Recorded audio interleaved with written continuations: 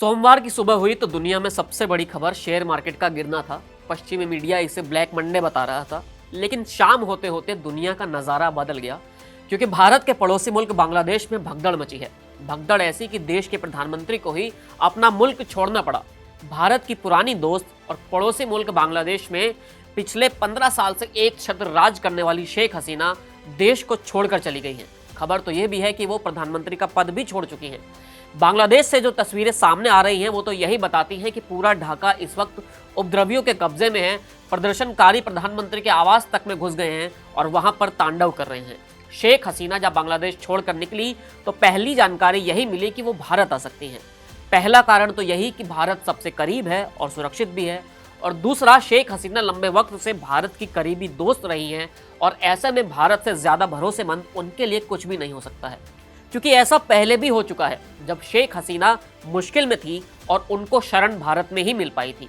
तब 1 या 2 दिन के लिए नहीं, बल्कि पूरे 6 साल तक अपनी पहचान को छिपाकर शेख हसीना नई दिल्ली में अपने बच्चों के साथ रहा करती थी।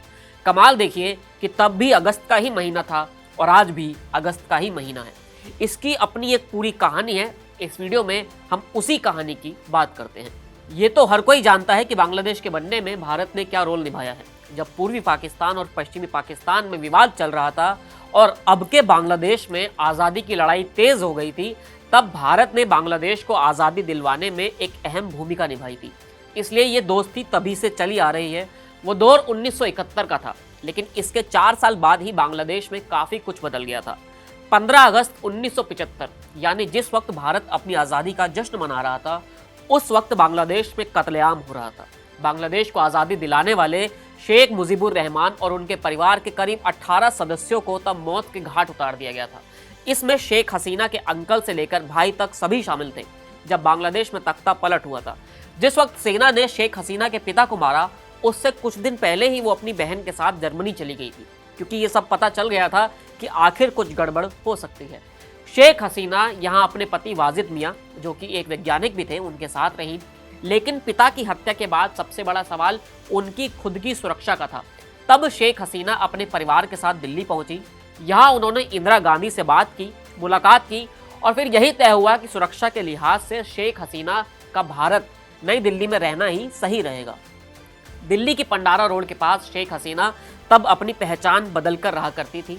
6 साल तक कड़ी सुरक्षा और नकली पहचान में शेख हसीना यहाँ थी। इंदिरा गांधी उस वक्त भारत की प्रधानमंत्री थी। उन्होंने ही 1971 की जंग करके बांग्लादेश को आज़ादी भी दिलवाई थी, और जब शेख मुजीबुर रहमान की हत्या की गई, तब उनकी बेटी को मदद पहुंचाने वाली भी सबसे पहले इंदिरा गांधी ही थी।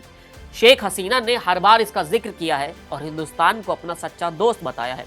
तब इंदिरा गांधी ने शेख हसीना को जर्मनी से सुरक्षित भारत लाने की व्यवस्था की, उनके पंडारा रोड में एक घर दिलवाने की व्यवस्था की और पति के लिए नौकरी की भी व्यवस्था की गई। शेख हसीना बाद में जाकर अपने मुल्क की प्रधानमंत्री बनी। उन्होंने हर बार भारत का साथ दिया और भारत के साथ ही खड़ी रही।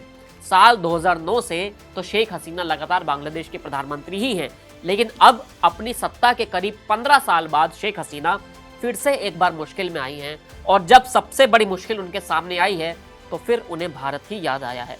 अभी भी बांग्लादेश के हालात लगातार बिगड़ते जा रहे हैं। शेख हसीना बांग्लादेश छोड़ चुकी है, प्रधानमंत्री पद भी छोड़ चुकी हैं। अब आगे क्या होता है, इस पर हर किसी की नज़र बनी हुई है। इस कहानी में इतना ही। फिर मिलेंगे नई कहानी के साथ। शुक्रिया।